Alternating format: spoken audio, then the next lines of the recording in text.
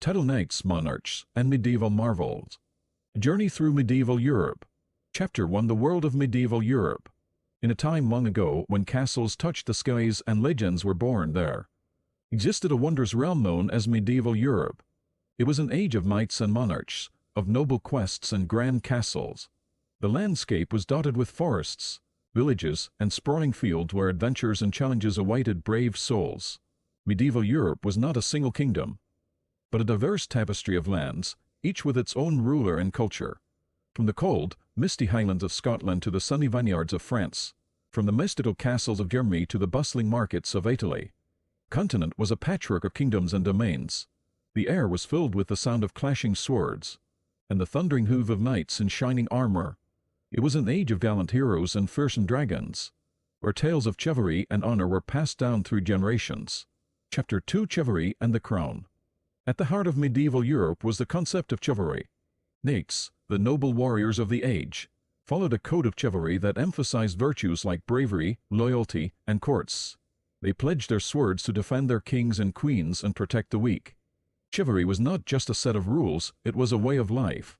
Knights were expected to show respect to all, especially women and the church. They were to be humble, generous, and compassionate. A knight's honor and reputation were precious, and they would go great lengths to uphold them.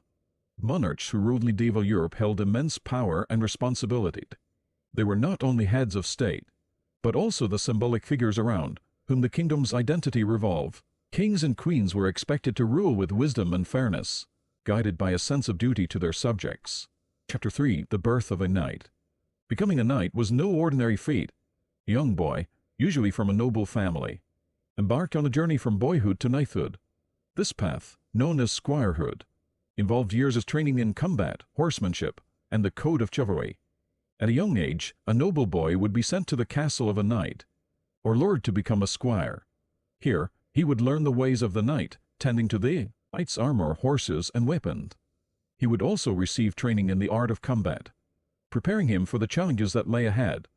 As squire, he observed the code of chivalry in action, witnessing acts of bravery and honor on the battlefield and in the halls of the castle. It was a time of learning and preparation, a crucial step on the path to knighthood. Chapter 4: Knights in Shining Armor.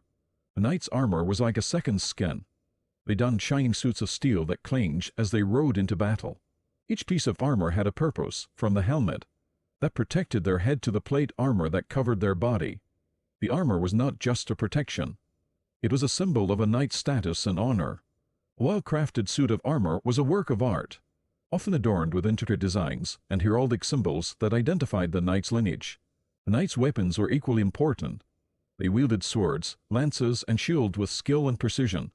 Their mastery of these tools allowed them to defend their king and queen, challenge rivals in tournaments, and embark on epic quests. Chapter 5: The Noble Steed. Knights were inseparable from their trusty steeds. The powerful destrier was their warhorse, bred for strength and endurance. Knights and their horses formed an unbreakable bond, for their lives depended on each other in the heat of battle. These noble steeds were adorned with colorful caparisons and armor, making them a sight to behold on the battlefield.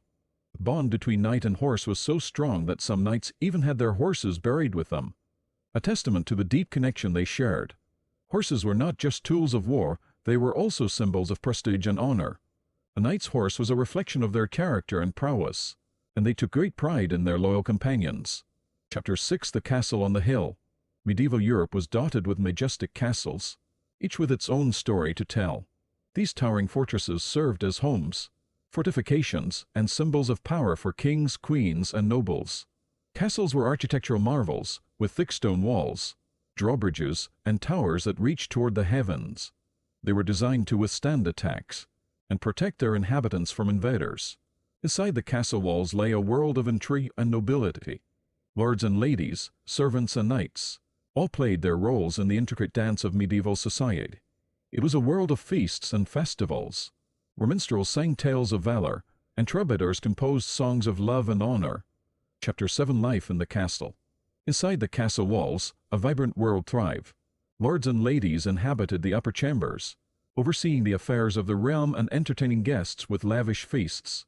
The heart of the castle was the great hall where feasting and celebrations took place. Here, knights displayed their valor in tournaments and troubadours, and minstrels entertained the court with songs and tales. Servants bustled about, tending to the needs of the nobility. They cooked sumptuous meals, cleaned the castle, and ensured that everything ran smoothly. It was a hierarchical society, where each member played a vital role. Chapter 8: The Crown Jewels. Kings and queens wore crowns adorned with precious gems and jewels. These symbols of authority held great significance, often passed down through generations. They were a reminder of the responsibility to rule with wisdom and fairness. The crown jewels were not just for show, they were a symbol of the monarch's connection to the divine. Kings and queens were anointed with holy oils during their coronation, a sacred ceremony that marked their ascent to the throne. The crown jewels were also a sign of the kingdom's wealth and power. They were often displayed on state occasions, where they dazzled observers and showcased the grandeur of the monarchy. Chapter 9: Feasts and Festivals. Medieval Europe knew how to celebrate. Feasts and festivals were grand affairs, where minstrels played, troubadours sang, and jugglers amazed. These gatherings provided moments of joy and camaraderie amidst the challenges of the time. One of the most famous celebrations was the Feast of Ajas. Knights from far and wide gathered to test their skills in friendly competition. Crowds cheered as they watched these noble warriors clash in the lists, displaying their valor and chivalry. Other festivals celebrated the changing seasons and the harvests. These events featured music, dance, and games, offering a respite from the toils of daily life.